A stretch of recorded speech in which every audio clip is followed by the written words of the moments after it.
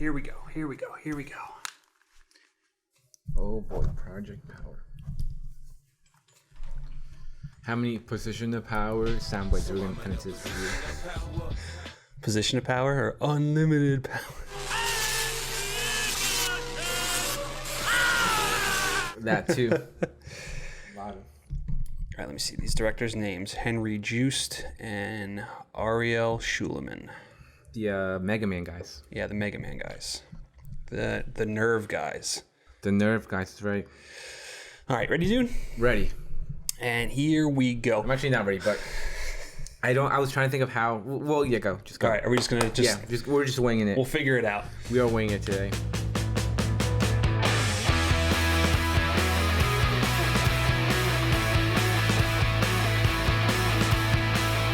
What is up, Nerds Nation? Welcome to the F Nerds podcast. Thank you guys for joining us. My name is Nick Denizio, and sitting across from me is my dude, Martin Moreno. I just want to say that it's probably going to get cut out, but that shitty blooper intro was better than the movie. That's probably going to get cut out. That's besides the point. Today we are reviewing Project Power from directors Henry Joost and Ariel Schulman, and stars Jamie Foxx, Joseph Gordon-Levitt, and Dominique Fishback. But before we get started, if you guys are watching on YouTube, make sure you give us a thumbs up and click that subscribe button. And if you're listening on Spotify, Apple Podcasts, or anywhere else, please check back each week as we try to upload new content for you guys to listen to. All right, Martin, Project Power, Netflix's new action movie. You take a little itty bitty pill and you get 5 minutes of a superpower. Boom. What'd you think? Go. Oh, wait, are we doing like pros, cons, general? Yeah. Well, how about you give me your pros first, and then we'll get into cons. My pros. Oh man, I don't even know if I have any pros, to be honest. I was thinking of how because I try to be somewhat prepared for these things, and I was thinking of like, how am I going to talk about this movie? How am I going to share my thoughts? And I can't really I don't know how to Okay, you know what? I do have a positive. I thought, what's her name? Dominique Fishback. I thought she was great. I thought this, I believe, is her first film. It's not. She was in The Hate You Give. Okay. She's going to be coming up in Judas and the Black Messiah. Cool. She's movie that we're looking forward to. Absolutely. So she's been in some stuff, but I think this is one of her first big kind of hey, this is out there and she's in it, kind of movies. Right, because The Hate You Give, I heard a lot of good stuff about. I just never got a chance to see it. Yeah. But I've heard some good things about that movie, and I thought she was great in this. I'll stick with that for now, and then if something else just naturally comes, then I'll just go ahead and I'll talk about it. For now, I thought she was the standout of the film. I thought she stole the film. I thought for my kind of first personal experience with her, I thought she did a great job. And Jamie Foxx, he's a veteran. He's stud, classic. I thought he was fine. I thought he was great. Joseph Gordon-Levitt is I feel like he's the guy. Unfortunately, just kind of, in my opinion, sort of just kind of fizzled out at this point, and yeah, I'll just leave it. But it was set in New Orleans, and I love New Orleans. Right. New Orleans is one of my favorite cities. It's a good time. It's dirty Vegas, but I love it. I'm all about New Orleans. So yeah, I guess those are my initial positive thoughts, I guess. Yeah, I guess the acting is serviceable. It's good, I guess. I don't think there's anything that's to write home about. But I think the three main actors do the best they can with the characters they're given, and they do the best they can to bring to life. And I'm also I was actually happy to see Joseph Gordon-Levitt back in a movie because he took a lot of time off. Well, he was in that 7500, the Amazon which movie? just came out. So he's now just starting to come back into movies.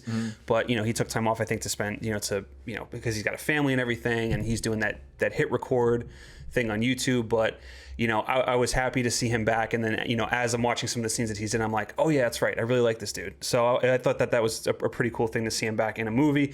I wish it was a better movie than this one, but that's besides the point. And then I think the concept is awesome. I think it's a really cool concept. You take a pill for 5 minutes and you don't know what superpower you're gonna get, right. Or you could die. There's a death factor. Right. There's you could either you could either be invisible or you could explode. Or you could. It's a big toss up. Or you could fly, or you can turn into a plant. There's just right, there's literally, it's it is what it is. You have no idea what it could be. Right. And so other than the fact that it's a really cool concept, that's as far as they take it. But yeah, so other than that, there's kind of a cool foot chase that Joseph Gordon-Levitt gets into with this dude that's Premium rush, baby. Yeah, he has it's a premium rush moment where David Kep, Jurassic Park great. The superpowers kind of like he like adapts to his environment, I guess, almost like a chameleon. Like a chameleon, yeah, he's got like a chameleon kind of power. So like a reflective, almost like skin, so you can some Invisible Man shit. Right, right, and it ends with him getting like shot in the face, which was a cool effect. It ends with Joost and Gordon-Levitt getting shot, but which we saw in the trailer. That's what I mean. Like it's nothing that you haven't seen. Yeah, so we were just kind of waiting for it. It wasn't like So I think we're kind of prolonging the inevitable to get into our negatives, but let's jump in. So that's the thing. Like I don't even. It's just like to me, it's like what we've spoken about before. It's like unfortunately, Netflix just kind of struggles to do these action movies. They kind of go for the sort of spectacle over story. Mm-hmm. So it's like let's get these high profile names. Let's throw money at this project. Let's go heavy with like special effects and things like that. But it's almost like they get their hands on like a spec script, and it's like, oh, this is cool. Let's make this right away instead of looking at it and being like, oh, well, this is literally just like I think I was reading a little bit about this because the guy that actually wrote it is the guy that's helping Matt Reeves write the new Batman movie. Yeah, I know. But like I was listening to an interview with him, and he said that when the two directors got their hands on it, they rewrote the script and added things in themselves. And he said his script was a lot more darker, it didn't have any levity in it. And so I'm curious to see what that original script looked like. But like it was a blacklist script, which if you guys know your screenwriting, like the blacklist is like a thing that happens every year of like the best unproduced scripts. And I'm pretty sure this one was on that blacklist, and it was one that like he just wrote and nobody bought it. Right. So eventually Netflix swiped it up, and depending on how you look at it, like maybe it needed a couple more rewrites, maybe it needed a few more passes, but like it just felt like it was a half-baked script, So when you watch the movie, it's like just so many things are just underdeveloped about this. That's what I'm saying. The movie, like it almost feels like from a sort of like linear. It feels like at times almost like a non-linear narrative. Yeah. Almost because it's like very chopped up. It's very clunky. I felt like they were trying to be sort of cute or creative with it, and they were like, okay, this person took the pill. They only have 5 minutes of the power, so let's make sure that whenever any sort of power display or any sort of action power scene that we have following them taking the pill is within that 5-minute time window. Right. So everything is kind of like hacked, chopped up to fit in that. That's how I kind of feel. Like I could be wrong, but it just felt like a lot of the times not just with this, but with a lot of Netflix movies, I feel like they're just like trying to make these cool, creative, artistic, stylistic choices that just don't work because they're not earned. Yeah. So it's just like, oh look, yeah, the script may not be great, but look at these effects. Yeah. Like, oh look at this cool tracking shot. Right. Oh look at this cool like getting shot in the face. Like it's cool, right? Like maybe, but it's not earned, and it just feels flat, and it doesn't engage me at all. It's not intriguing, and it's just like the same shit that we're just getting. And it's like at this point, it's like, how much more times are we going to be burned by this? Exactly. And I mean, I think we knew going into it, like as soon as we saw the trailer, like we had just watched Old Guard, and then like the trailer for this dropped, and we're like, oh, well, here we go again. And it's. But you don't want to feel that way. You don't want to feel that way. Like, but you want to go into a movie like excited, and like I was trying to go into excited, and then I saw one bad thing, so I'm like, okay, I'm not going to think about it. Yeah. But unfortunately, the second it kind of starts, you automatically go into, let's call it what it is, a B movie feel. You know that scene in I think it's like season 2 of Breaking Bad when Saul has his first sit down with Walter and Jesse, and he goes, hey, you know what? You two suck at peddling meth. Period. Yeah. It's almost the same thing with Netflix. Like Netflix needs to sit down and be like, you guys suck in making action movies, because they do. I don't know what it is or what the problem is, but it's like you were saying before. They get these A-list actors, they throw a bunch of money at it. And what's funny too is I feel like even though they're throwing money at it, it's not enough money, because same thing with Old Guard, same thing with this. It's like you can tell that they don't have enough money to do the things that they want to do. It just does, yeah. Like it feels like that there's, especially like with this movie, it's like you have a really cool scene in the beginning with Machine Gun Kelly when he fucking flames on and chases after Jamie Foxx, which is a lot of special effects. And then obviously you get like somewhat of a cool action sequence at the end. I mean, I don't know. That's the thing that disappointed me too. The action sequences weren't that great, but like they weren't, which is kind of what they've been sort of riding on. With Distraction, Old Guard, even like it's like at least it had some good stunt team, right? A good stunt team. This one really didn't have that. But there weren't like even the action scenes weren't that very action heavy. But again, like we were saying before, it's like some of the action scenes were very like chopped up. Yes. So it's like almost like it was like shaky cam, but not really shaky cam. It's more like shaky footage. Right. Like they were just like these pieces were just kind of like chopped and thrown in there. It felt very clunky. It didn't feel like It didn't feel like kind of like fluid, and it was just like a weird sort of narrative. The way the movie was kind of like put together, and like, yeah, not great, Bob. I know, and I think the thing too is I needed more powers, man. It was like we had a good run in the beginning of people just popping pills, and then at the end you get it like a lot of people popping pills, but like the middle kind of like flounders a little bit. You know, it just ends up being like Jamie Foxx just looking for his daughter. So Which it's like gave us like some Extraction vibes, like some like I mean, how many times have we traumatized seen that shit? person like seeing flashes of their kid or whatever. It's like it's just tired, man. The whole concept of that movie, like other than the fact that like the taking of the pill concept, which is like awesome, like I love that idea, and like to me this movie would have worked better as like a Netflix series, you know, because like when they talk about how in the beginning, you know, you get my boy from Westworld, Hector. Oh yeah, Rodrigo Santoro. Who's I love that dude. Yeah, me too. He's I was saying I've had a massive man crush on him since Charlie Sandel's Fourth Wall. Right. Who unfortunately is I guess supposed to be like the villain, but he's wasted. Like they don't really know what to do with his character. He's just like the drug dealer. But he, you know, in the beginning of the movie, like he like basically gives out this like these pills, and he's like, you know, sell these for me, whatever. And from there, it jumps 6 weeks to where like it's already established, the cops know what's going on. Like though, I feel like those 6 weeks, like I want to see like the drug, you know, start to rise and people, you know.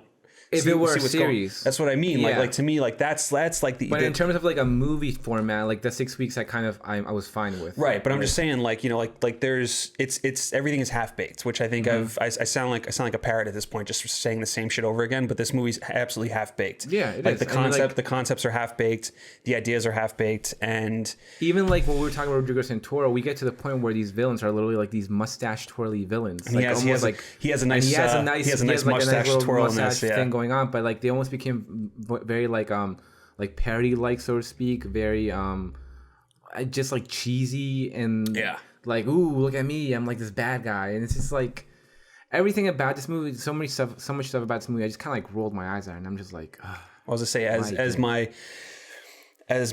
favorite YouTube movie reviewer, Jeremy Johns, would say, you're not going to remember this movie in T-1 day. And that's basically... As your favorite movie reviewer? I mean, I think he's like the guy I go to, just, you know, like he's so much fun to watch. And I love how entertaining he is. And like I watched the one he did for this one, and it was hilarious. He's like drinking the whole time. He couldn't remember the name of the movie. It was just... I assume? Yeah. I kind of weaned off of that stuff. But yeah, this is... And something else too we were talking about, like, yeah, they're like the special effects in this movie were like very hit or miss. Like the machine gun Kelly Flamon, Human Torch effects weren't that bad. Yeah. But like the Dr. Jekyll. Oh yeah, that was rough. For Rodrigo Santoro's character. That was definitely that was like League of Extraordinary Gentlemen. Yeah. I was like, Jesus, what this is? Yeah. Like, woof. Yeah. Woof. You know, and that was the other thing. I kind of wanted. I wanted there to be a little bit more variety in the powers people get. Like because they're like they're from animals is what they were saying. Yeah, I guess it's derived from animals, which I don't know why you kind of had to go try to ground it in some sort of realistic way. Like I kind of powers meets Animorphs. Yeah, basically. Like that was the thing. Like you could have gotten really creative with like the powers people got, but it's like, you know, just the standard stuff. They kind of did. They just didn't really. I mean, they're over here talking about like, oh, this frog can break its bones to create a defensive thing. You know, like the shrimp is going to vaporize all the water around them.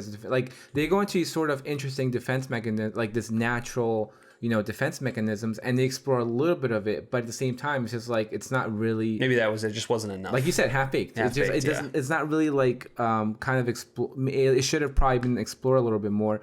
I mean, granted, we do get that sort of explanation much later on, but up to that point, it's like, oh, that makes sense. The chameleon, right? The guys are reflective. He's probably got his powers from the chameleon. Joost from Gordon-Levitt probably got it from an armadillo because they kind of flashed that a little bit in with the skin. Yeah, they flashed it a little bit in the sort of sample reel that they were showing the bad guys. Well, I was gonna say too, when they take a pill, you kind of get like almost like a Requiem for a Dream kind of thing with like them like wigging out and shit. You know, as they start, you know, the pupils dilate and everything. And it was so stupid too. Like as cool as it was to see like these ice powers, like that couple was just so. It was stupid. It was so stupid. It made no sense. The way they were followed, the way he takes the thing, they just literally came on just no sort of context whatsoever, and it was just dumb. They had no point to the story. No point whatsoever. Just for the sake of like, again, it's like let's just try to figure out how we can work this into the story rather than serving it like rather than properly vice versa serving shit, and it was just stupid. I also love that scene too, like when Jamie Foxx is like in that, I guess it's like that meeting they're trying to sell like the concept of the drug. I don't know what exactly they were going for. Maybe they're trying to sell it to like this woman, like because she's gonna like buy up like a bunch of product or something. Going to be like right now we're only in New Orleans, but now we're going to be everywhere. Right. So it's like we got I don't even remember that.